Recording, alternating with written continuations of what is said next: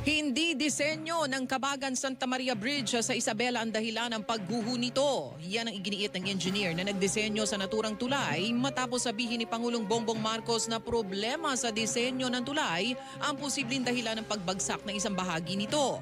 Ayon kay Engineer Alberto Cañete, siya ang may akda ng parehong 1997 at 2015 Bridge Design Code ng Pilipinas. Ang orihinal anyang disenyo ng tulay ay nakabatay sa 1997 Bridge Design Code ng Pilipinas. Ang polisiya sa DPWH, yung designer hindi involved sa construction. Nag-start ng construction niyan ng 2014. Pero noong 2015, biglang pinablish na yung bagong code sa design ng tulay 2015. Doon sa code na yon, tumaas yung mga pwersa or forces na ginagamit sa design ng tulay.